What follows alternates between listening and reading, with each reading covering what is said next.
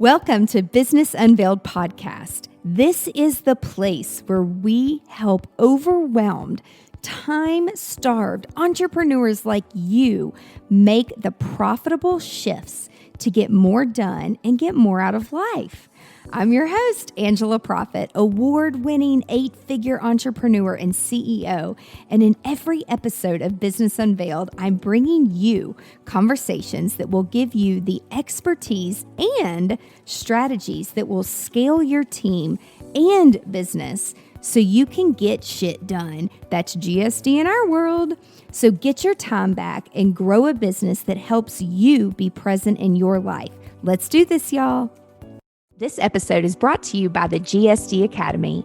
This step-by-step business productivity online program will share with you exactly how to shift your mindset, set boundaries, build rock-solid processes, customize your message in order to strategically grow your revenues and get shit done.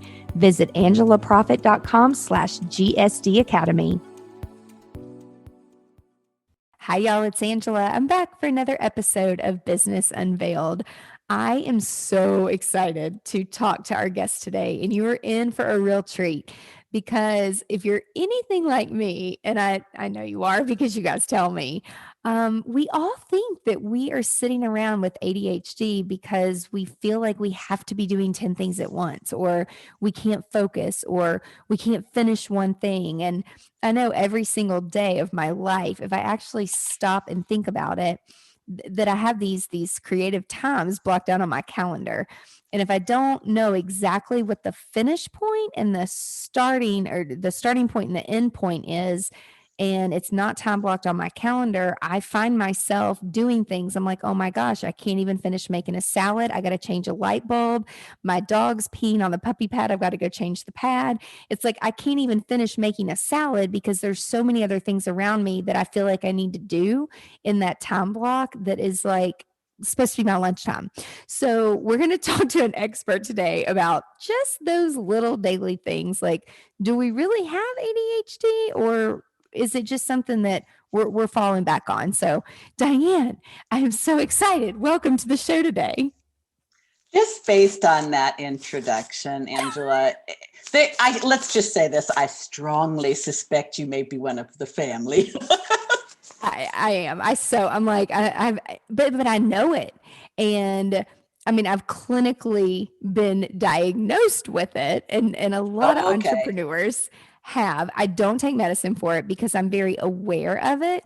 And so that's where like calendar blocking and also really leaning on my team members to help me get shit done and to GSD, meaning like even today, I'm like, okay, I know we need to write one campaign for 12 months for a client. And I know that I probably would get sidetracked if I didn't have the accountability of my team member there building out the workflow in HubSpot while we were talking it through. But it's like, I know that about myself now. And so instead of me blocking it out and being alone doing it, I'm like, okay, I'm going to do it with a team member because she's really type A. She's not ADD. She's not ADHD. And she will make sure the shit gets done. And so it's, talking about like techniques and things like that of like how you can really work with it and not against it.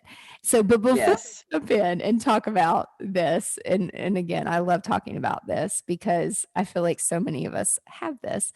I'd love to know more about your journey, and I want our listeners to know more about your background, where you came from, like how have you gotten to where you are today? Because y'all, she helps so many entrepreneurs with ADHD and use it more of like a superpower rather than like a disability, which is really what it can be if you allow it to be. But I want them to know what's your background first. I'd love to share that with you, Angela. So I was born in Hollywood, as a matter of fact, which is kind of cool because many years later, I married my husband, who's from a little village in Germany. And one of his aspirations in life was to grow up and meet and marry a California girl. And it doesn't get any better than born in Hollywood. But there's more to the story than that. as I said, I was born in Southern California. I've lived all over Los Angeles throughout my life. And almost 2 years ago, we relocated to Portland, Oregon on 4 weeks' notice. We know no one here. And thanks to the pandemic/quarantine, we still don't.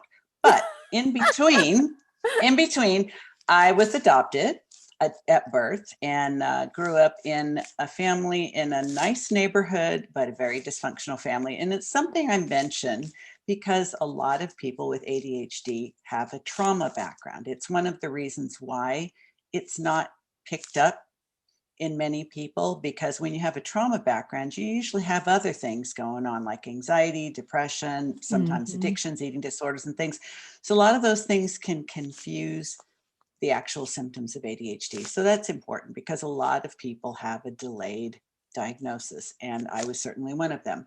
But I always had a lot of energy, a lot of ideas, a lot of creativity, and very little understanding of what my actual bandwidth was. So if I thought something was exciting, interesting, fascinating, I was curious about it.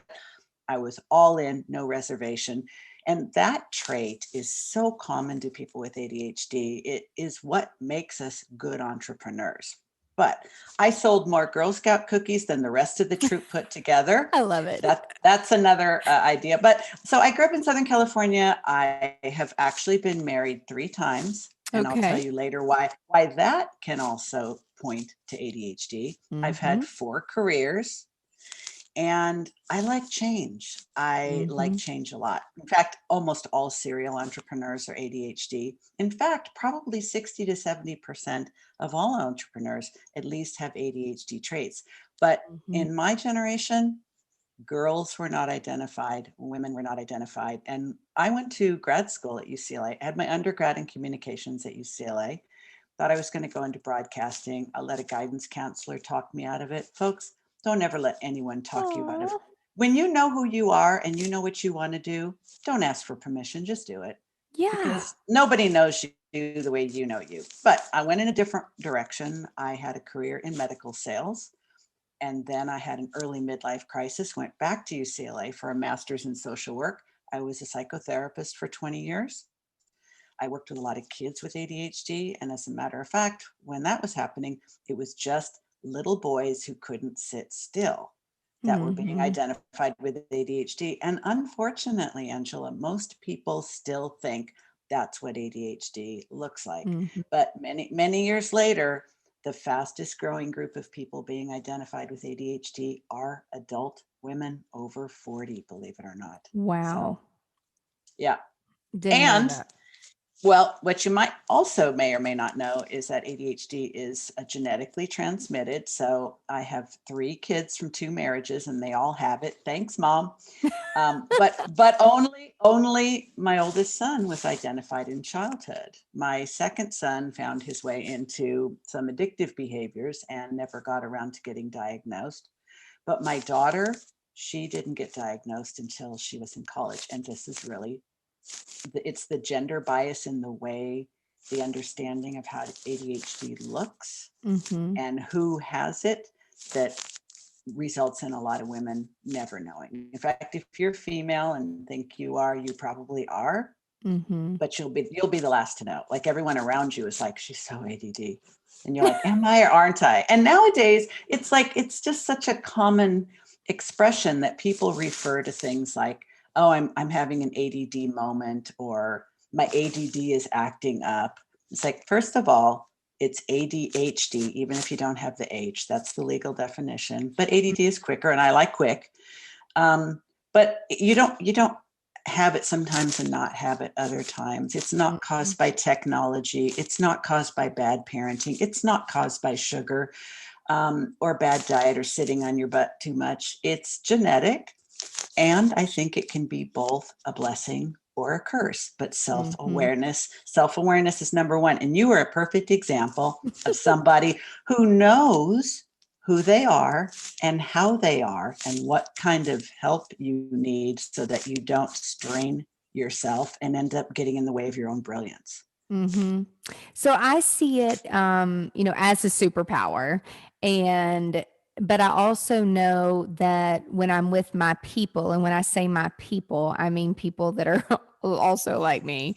Mm-hmm. And then if I have someone around me that is super focused and super type A, and even if I don't know that person, like I can always read a crowd and pick it up real quick because I can have 10 conversations with 10 different people standing in the same exact place for an hour. And I know Yes. exactly what I'm talking about. And other people, like, that would just flat out stress them out. They're like, "Can you just talk about one thing to one person? Has that ever come across your mind?" And I'm like, "Oh no, I don't want to do that." Like, That's so inefficient. Why would I want to do that? right? It is. It's inefficient. I'm like, I want to talk to everybody. But I know that there's so many challenges. So for anybody that's listening, and first off, like, how do you even know, like, outside of like going to your doctor, or going to see a psychotherapist, like, how would someone identify and know, like, okay, maybe I have ADHD? If I'm a business owner, like, what are my challenges? Like, what are some of the signs that I would look for? That's a great question, Angela. I think, well, first of all, if you think you have ADHD, and that's even a controversy, there's so much controversy around this, and I don't even like to call it a disorder. Technically, it is a disorder. It has terrible branding because if you think about it, Mhm. the words deficit and disorder are in the title. Hello, it's really hard to get people to understand you can leverage this as your unfair advantage or your Mhm. superpower, as you say, but it can also be the source of your greatest heartbreaks. Now, how that's so paradoxical. How do you expect anyone to understand it, including the people who have it? Like some people say, I have ADHD. Some people say, I am ADHD. And then we get into all this nonsense controversy. Here's how you know. If you are physically hyperactive, and half of us have that trait and half of us don't, it will be very difficult for you to wait your turn, stand in line, listen to people without shifting your weight from one foot to the other if they're kind of slow to get to the point.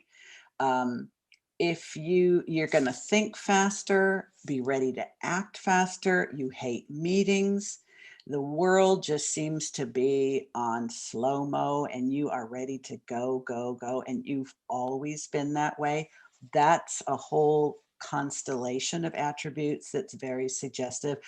Another one is that you you learn by doing.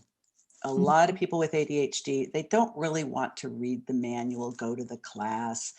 I don't ever read instructions when I get something that needs to be put together. I just wing it Me because too. if I read, I call the instructions destructions because they confuse me. Why? Because they're written. Here's the good news, bad news. Public schools, churches, corporations, laws, the things that other people take for granted, Angela, and they think, well, that's just the way it is. The things that really cause us to chafe at the bit and question and sometimes rebel against, and because it just sometimes seems so inefficient, so asinine, so random, so arbitrary. The world was made by and for neurotypicals. And if you're not familiar with that word, it basically refers to 90% of people who do not have a neurodivergent brain like you and I have. About 10% of people have ADHD, autism spectrum disorder, dyslexia, dyspraxia, some of these different ways of being and thinking, but nearly all entrepreneurs, visionaries, inventors, creatives, and people who actually move humanity forward by changing things up. We have different brains. It's just that other people don't understand us. So if you're used to being misunderstood, if you're used to drifting off in the middle of a conversation, even one you're interested in, even one you started because something else caught your attention, caught your imagination, or you just started thinking about the thoughts you were thinking about what the other person was saying, you lost your place in the conversation. And then all of a sudden, there's a gap and you're like, wait, what did you just say? Memory problems, forgetfulness, losing things, misplacing things, having difficulty sequencing things, putting things in the right order, organizing your thoughts. But I'd say the classic the absolute classic, and this is one of the things that people who decide to work with me almost always say on first meeting. I'm tired of having so many brilliant ideas and never making any of them get to the finish line. So we're great at starting, Yep. shitty at finishing. Horrible. Guilty. Horrible. As I'm sitting here listening to you talk, it's You're so going funny check, check, because check, check, check, yep. right? But it's been me since I've even been a child, you know, like my mom said that I always got in trouble for talking, but usually it was because I was trying to talk it through with someone because I learned Yes. by doing. This is Yes. why, you guys, I love video. I like video. As soon as YouTube came out, like I'm a YouTube kid. I'm always like, how to. I watch a video on how to do everything, and I want to do it myself and learn how to do it with my hands. Yes. And Yep. that's when I would make good grades and I was very successful, but I never really could read a book from beginning to end. And I would pretend, but I wouldn't retain, and then I wouldn't Mm, understand. So this is mm-hmm. why Audible has been great. This is again why I love video. And but I guess at a very early age, even before I could talk, my mom said I would line everything up in a line. So I'm super OCD, that I Mm-hmm. even do as an adult. So if we're like, you know, we have all these trucks and we have 3 hours to like build these mini teams, to like build these amazing events or these weddings. And it's like everything, I like to get everything out of the boxes and everything out of the tubs. And my whole team knows I like everything in a line. I like everything lined up. But I'm like, don't touch my line. And I'm still like that, like as an adult, because it's the only way that my brain knows how to actually organize something and then like get it done really quickly. Like if we only have a certain amount of time to like set up an event and then take it down. I mean, y'all, we're building houses and taking them down in 24 hours. Sometimes it's crazy. But it's like there's only a certain type of person that can like take some of that, because if you stop and think, oh my God, like this is very stressful, like all of these things. But like I never look at it that way because my brain knows how to process things like in an OCD manner and in a line. But that's also how I've gotten around being ADHD, from the losing the things. And the number one things is the keys, the fucking car keys. Oh yeah. And it's like, if you just like, there's a few things now that we have learned, and I have tried to also like teach my sister's kids that it's like when they know they come into my home, they take their shoes off at the door. We eat at the kitchen bar. We don't eat in the bedroom. I mean, there's just certain rules that I've set in place for myself, that when I walk in the door, I hang my keys on the freaking keyhole thing. Like that's what the keyhole thing is for. And if I can just create repetition where everything has a space, and that's where my OCD comes in, everything has a space, then I know where everything is. So I don't have to spend stress and like arguing with myself. Why can't I just put my keys in one freaking place? We also got those square reader things, I think is what they're called. We have an Mm-hmm. app on Mm-hmm. our phone. So things that I most often misplace, still being my keys, even though I have the keyhole thing, because I don't follow my own process sometimes. I have that on my phone, and I even set my phone down, and I have my earbuds in. I'm like, where the fuck did I put my phone? And so I'll have to tell my mom, Mom, I have to hang up because I have to say, hey Siri, hey Siri, hey Right. Siri. And Siri's like, what? I'm here. What? And that's how I have to find my phone. And it's like, I'll set my phone down, you know, in the middle of my bed, and then there's like laundry over it.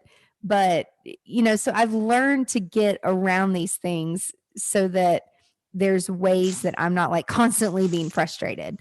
But are there things like that that people can do so that they can actually create some type of a routine so they don't find themselves being frustrated by like little things like that?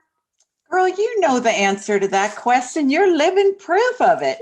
Listen, here's the thing. Here's the thing. If anybody's listening and they're like, you know what, I think I probably am, and I think or I know I am, or a lot of people, they know. But seriously, sadly, mental health issues are still Mm-hmm. stigmatized. Nobody wants to have a diagnosis on their record. As a matter of fact, I just interviewed a young woman this week on my podcast who was discriminated against getting a job as a police officer because of her ADHD diagnosis and medication. That's terrible. Well, it's especially terrible because I know for a fact that the majority of firefighters, police officers, military personnel, first responders, emergency room personnel, all have ADHD. Really? But yes, but if they're, it's just what we're attracted to. We Mhm. are attracted to fast moving, quick decisions under pressure, no 2 days alike. You never really know what's going to happen next. It's stop, drop, and roll.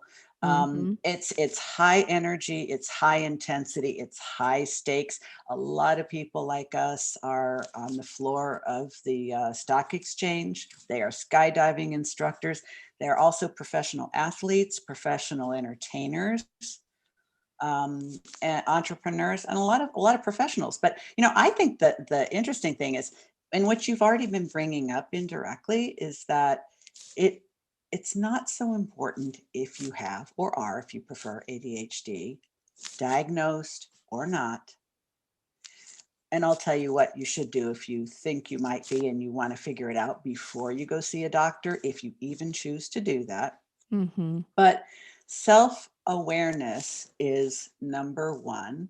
And number two is self acceptance. Listen, there are incredibly successful people in all these different walks of life who have ADHD.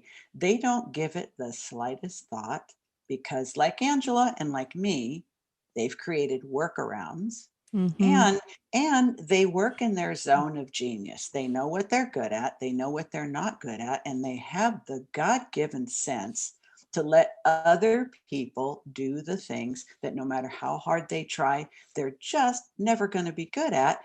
You can build a team of people around you to support you in all the areas where you struggle, so that all you have to do is shine in the areas you're good at. Now, if you are, unless you have a live-in chef, a live-in maid, a live-in nanny for your kids, and somebody to follow you around and pick up after you and keep track of your shit, you do need to create systems. So what I teach is probably very, very similar to what you teach, Angela, and that is rituals, routines, and rules. Embrace them, love them, let them support you, because it isn't worth eating up your mental and emotional bandwidth searching for shit that is probably right under your nose, but you have lost your mind and you can't find it. The emotional overwhelm. I mean, yes, people know about the distractibility. They know about the hyper activity. They know about the creativity. They know about the memory stuff and losing stuff. What we don't often talk about is all of this is very stressful emotionally, Mhm. and people with ADHD are often emotionally reactive to the point where some people think we're bipolar or we have a borderline personality disorder or we're on drugs or something, because Mhm. it's like, if think about it, if your mind is going that fast, you're going to jump from thought to emotion to action in lightning speed. And if you're upset, especially if you're upset at yourself, and because it's something you've done so many times and have promised yourself you wouldn't do again, you can get pretty reactive. And a lot of us stay up too late, don't have good habits, that the kind you and I teach about getting enough sleep, eating the right kinds of food, Mhm. exercise every day, don't overdo it on any substances.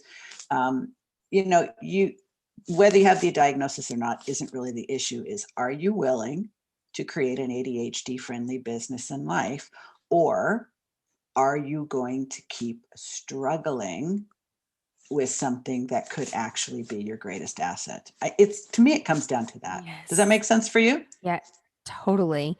So what kind of can you tell us, like, is there one type of mindset issue that I know women or is there one thing that as women we can do to overcome? Because most of us, like, we are successful, badass women entrepreneurs, but it does get exhausting sometimes, and it does get exhausting, like, we're just in our own head, like, creating this mindset, and, again, I've learned to surround myself with the right people, the right podcasts, the right Audible books, the right Mm-hmm. YouTubers to make sure, that my brain is constantly staying active and I'm constantly doing things. I'll tell you guys, I had COVID recently and I was in bed for a solid 2 weeks but I was so sick that I was like, all I can do is think about waking up with no fever. That was it.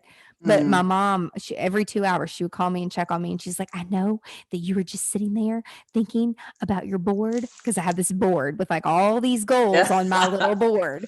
And she's like, but you have to just think about getting better and getting well. And I'm like, actually, Mom, like the older I've gotten, the more I have relied on my team, and my team is awesome and they're working every day and they've got it and they don't need me. And if God had to make me sick and put me in bed for 2 weeks because I got it from my freaking physical therapist, damn her. She didn't know Awesome. she had it either. Yeah. But if I had to, like, this was the best time for me to have it because I was actually proud of myself. I'm like, I've actually led a good team. I don't want to be everything to everybody. And this is the exact reason why, if you're an entrepreneur and you have to be down and out, now I'd rather be on vacation in Cabo for 2 weeks rather than laying in bed with COVID. But if that's the case, can your business run without you?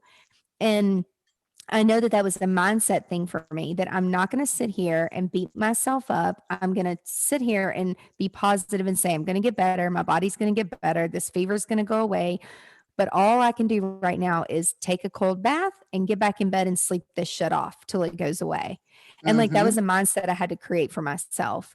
And I knew it was okay. But if this shit happened to me 15 years ago, I don't know if I would have lived, because I would have laid there and stressed so much about the work that I needed to be doing and the work that was building up on me and the clients. And I would badger myself and never give myself any grace to just sit there and do nothing. And so, for women that are listening that maybe aren't as older, when I say older, I mean, I've been an entrepreneur for almost 20 years now. We've been around the block for a little bit.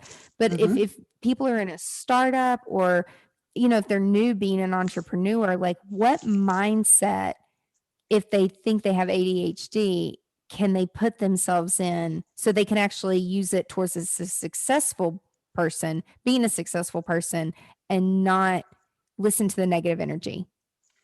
This is what I could literally talk about until my lips turn blue for the rest of my life and never get tired of I it. love it. Because I think so many people feel like they're a victim of the brain they've got when they could actually turn it into their greatest resource. So I would say the mindset challenges for women with ADHD are the following. Because they don't know they have it, they have internalized the challenges that we've been talking about as either I'm stupid, I'm lazy, I don't care, I'm broken, and that shit will fuck you up, as we both know. Then Mm-hmm. there is internalized shame about the fact that we simply do things differently and we do different things.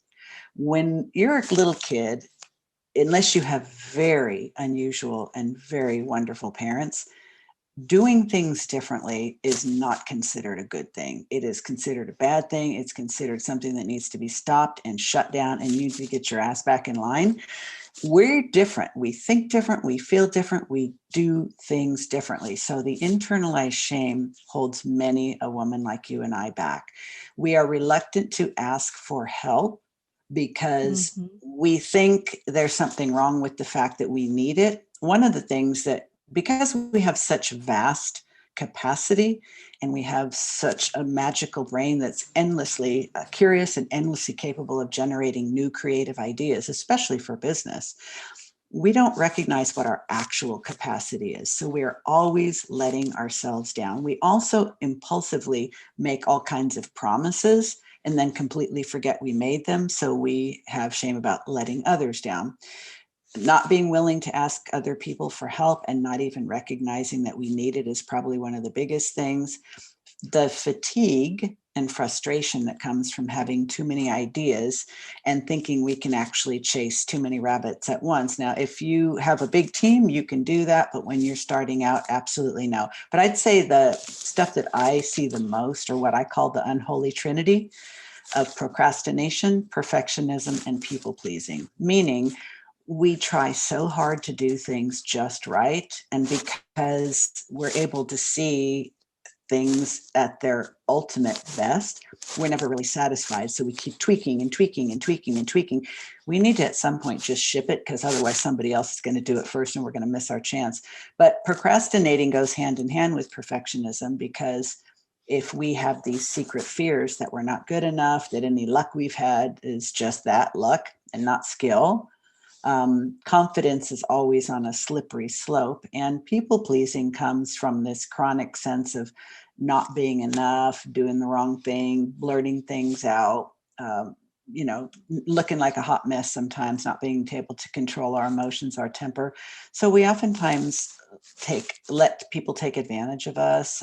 In business, it might be not setting good boundaries with clients, not charging enough, things like that. So I'd say I see this in almost every woman I work with. But with mindset, as you know, it's learned, and what is learned can be unlearned. Mm-hmm. And that's the key. It's like, thank God I was surrounded by the right people, but I actually had to seek that out. It's not like God just like, bloop, here's some people to help you. It's like for 10 years. And I thought it was more just like, oh, that's my personality. I'm just carefree, creative personality. That's just how my brain is wired. And I don't care about the number. It's not that I don't care about the numbers. My brain just doesn't really go to the numbers and the analytics and the research. But I have learned over the years, like 10 years into one of my first businesses, when I actually hired an accountant and a business manager, and they sat me down and they're like, so you have money in the bank, but your last year you did over 250 events. You weren't profitable. Like, what are you You're doing? like, do you know my last name? How is Right? this possible? Right? Which is my ex-husband's last name. And everybody, I was so young and everyone knew me as Angela Proffitt. So I wasn't going to go back to Angela Young. And I wasn't even an entrepreneur back then. I worked in healthcare, and I wasn't even thinking about, I didn't even know what an entrepreneur was, because I didn't grow up like that. My parents, just didn't. And even though my family was, it's like they were business owners, they weren't entrepreneurs, which really is That's the a key same thing. distinction.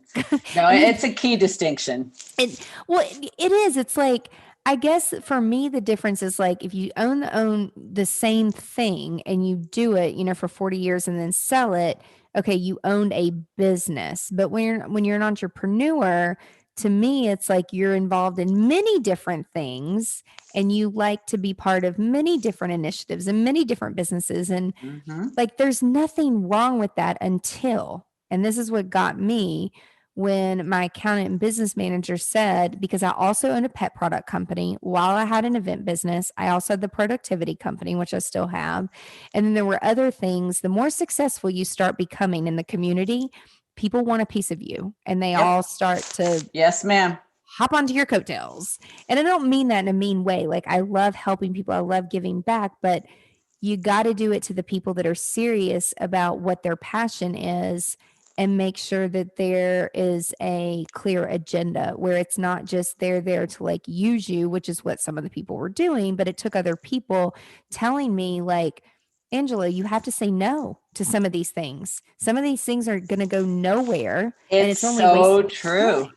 And So like, that's the people pleasing part. A lot of people get very upset when I use the term people pleasing, but I just like that it has the alliteration with the procrastination, perfectionism. But really what it comes down to is our natural tendency is to be eager about any new thing. And so I train people to recognize the difference between research and a rabbit hole, mm-hmm. between an option and an opportunity, because if you do one thing, you're not going to do something else. And I think when we're led by our enthusiasm and our excitement and our thirst for new things, we're oftentimes not looking down the road or doing the math.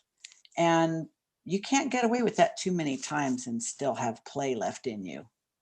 You don't. There's nothing left at the end of the day. There's no energy. So for women that are listening that don't know that what you just said is like, how do you know when to say no? And like when the option and the opportunity, like, are there things that you can tell people listening that are like, that's me, but I don't have, like, I have an advisory board now. And so I have other people, like, yes, I own multiple businesses, but when opportunities, I think it's an opportunity, come my way, I'm like, I want to tell you yes right now. And that sounds so amazing. But I have to Yes. check with my board and my advisory board. And I also have to look at my vision board. And if it's not with it falling within like the quarterly goals of what we're doing with GSD, I'm sorry, but the answer is no. And it See, just means no right that's now. yes, yes. And you know what? We are so much in alignment in what we teach. What I teach my clients is you are wired for the default yes. You have to understand that about yourself. Anytime something's new, shiny, different, novel, it might be shit on a shingle, but you're going to say yes before you even hear the word coming out of your mouth. Know that about yourself and adopt this simple habit. Whether it's an email, whether it's a text message, whether somebody gets up in your DMs, whether you see something on a webinar or somebody calls you or someone recommends you and says, yeah, she's the girl you got to talk to. My policy is, because I know who I am and I know how I am, just like you do. My first thing is I always hit the pause button. No matter how excited I am, no matter how good it looks, I know that I'm impulsive and I know that I've been wrong, even though I like to think I'm crazy intuitive, which I also am. But not every intuition is accurate when you mix it with a bad night's sleep and too much on my plate. So I always hit the pause button. And my standard response is, this sounds fascinating. I need to give it a deeper look to see if it's in alignment with what we already have planned. Let me get back to you. And I give them a time. Then I immediately schedule it in my calendar where I'm going to get back to them. If I've completely forgotten about it between now and 48 hours from now, when I say I'm going to get back to them, that's an automatic no. Mm-hmm. It's just Mm-hmm. and it really it's a skill, it's a technique, it's a hack, it's a strategy, but more importantly, it is a mindset issue. I know I'm always going to want to say yes. On the topic of research, I've wasted probably cumulatively decades of my life reading shit that never took me anywhere. So Right. now everything that I tag it for later. I tag it for later. I tag it for later. And then I have a schedule just like you. I time block my week. I have theme days, the whole thing. When I get to the time, it's like, now it's my time to go back and look through all the things that I tabbed for later. At least 2/3 of them, I don't even remember seeing the first time. Mm-hmm. So out they go. I do the same thing with online shopping. I put it in the cart. I do not click buy. I go back. It's all scheduled out. It's how I've learned how to handle my impulsivity and not waste time, not waste money, not waste my precious energy. Now, other people, this is just like you. As soon as you know how to do anything even reasonably well, there's going to be somebody who knows less than you that wants to quote unquote pick your brain. Back in the early days, I used to find that very flattering. Now I know if they're serious, they'll say, I'd like to hire you. If they want free advice, which they will then consider is that they're making progress because they did an information call with somebody, they're not serious. You're wasting their time and yours. Just say no. Mm-hmm. Yep. We are so much alike. We totally are. But y'all, it's like I didn't learn all this stuff like on my own. Like I've had people had to teach me. Like I've had a mentor that said, Angela, how often? Because one day we were together, I was like, oh my God, if one more person asks if they can have coffee. And like I don't drink coffee. I don't even like coffee. I don't like caffeine. Like I don't drink coffee. Or can I pick your brain? And he's like, listen, I know they all want to pick your brain, but to ask them, what's your top three questions for me? And most of the time, I can say, here's three of my favorite books that I've listened to. One of them being Story Brand. all about, because most people, they want to know about content. Like, how are you Mm-hmm. everywhere? How can I create content? How help me with my website? Can you take a look at this? How do I set up this? And I'm like, if you go watch my free YouTube videos or listen to my podcast, there's a lot of free information out there. But Mm-hmm. like, they want that thing right then, right there, because that's what they need right there. But I'm like, if you go read StoryBrand or if you go do this or that, come back to me and let me know the top 3 takeaways and how that helped you construct your website. And then I'll be happy to do 15 minutes of a Zoom. Um, and And then I know how many have taken you up on that? none. That's what I'm saying. See, Like, this is brilliant. none. I actually I got so many of these requests to pick my brain. I actually had this fantasy of my head split open and a bunch of little cocktail toothpicks stuck all over my brain, and people were like, "Look, oh, which piece do I want to take?" I mean, I thought, okay, this has to stop. So I created a. I know I'm pretty graphic sometimes. I created a I love it. pick my brain consultation session. Uh-huh. I charged a reasonable but serious rate. And Yep. then I said, this is the best way to prepare for our meeting. Yep. And if Yep. somebody said, can I take you to coffee and pick your brain? Now, here's where we are different, Angela. I adore coffee. I adore coffee. It's 3:15 in the afternoon. I'm having my second cup of the day. I have one in the morning and one in the afternoon. But no, you can't pick my brain. You cannot pick my brain. I need the whole thing. Trust me. I Mhm. really do. But you Mhm. can hire me for an hour and then Yeah. I will share with you on these 3 content areas. Nobody ever said yes. And some of them even got insulted. And I thought, well, you've just told me everything I need to know about where I should be spending my time. And that's Right. not with you. Exactly. Thank you. Next. So just, things to think about, but it's taken other people, helping me realize and putting a process in place that can help me with my time and then turn around, and help these other people. So anyway, I could talk to you forever, but we're out of time. Wah, wah. Can I So make a book recommendation? Because I think if yes, anybody's still on the fence thinking, oh, geez, well, let me make 2 yes. recommendations. If you are loving this conversation, you're like, how come I don't know about this Diann Wingert? She's the bomb. Hmm. You got to listen to my podcast, which is called The Driven Woman. Yes. And it doesn't have Love it. ADHD in the title, but it's very appropriate. I say it's for like-minded and like-brained women like Angela and myself. It's all about mindset and productivity for busy brains. But there's a book that was just published this last week by the OG in the ADHD community, none other than Dr. Ned Hallowell, who's written probably 20 books. He is a psychiatrist. His expertise is all about ADHD. He has ADHD and dyslexia. He's a Harvard trained physician. This man knows his stuff. The brand new book is called ADHD 2.0, hot off the Okay. press. And that would be the place I would suggest people start is you will figure it out if you read this book or listen to the book. And then if you That's awesome. decide, okay, this is me, then you can take things to the next step. Awesome. And we will find that and put it all in the show notes. And we will also link all of Diann's information for coaching. And do you have anything coming up? Like, do you have classes that people can come into at any time of the year? Or do you take on one on one coaching clients? How does that work if someone wants to work directly with you? I appreciate you asking, Angela. I am currently taking a hiatus from my group coaching program to work on something bigger, which is my own book. Ooh, But yay. I am still taking one-on-one clients. I have a couple of people graduating, so I will have 2 spots opening up in the next few weeks. I work with people on a very focused one-on-one basis for 12 weeks because it's amazing how much you can get done in a single quarter. Mm-hmm. So that's what I'm doing now. And I can give you a link to sign up for a free consult so we can size each other up and see if we're a fit. Yeah, that sounds awesome. So if you'll send us the link and then Amanda will put it in the show notes. And don't worry, if you're driving, you don't have to remember all this stuff. We'll put it all there. We'll put all the links in there.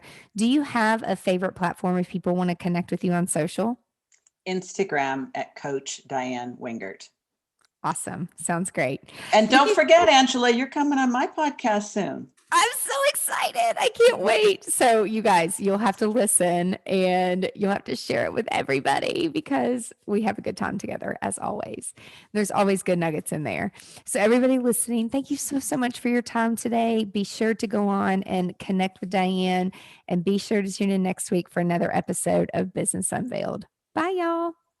That's it for this week's episode of Business Unveiled. Now that you have all the tools that you need to conquer the world and GSD, get shit done, would you share this with your friends and fellow business leaders? One thing that would really, really help us and help new listeners is for you to rate the show and leave a comment in Apple Podcast, Spotify, Stitcher, or wherever you tune in and listen to Business Unveiled. You can check out the show notes at angelaproffitt.com/podcast and link up with us on social media so you can share your biggest insights. And I want to know your aha moments. Until next week, remember, the profitable shifts and structures you're creating in your business help you be more present in your life. So get out there and GSD.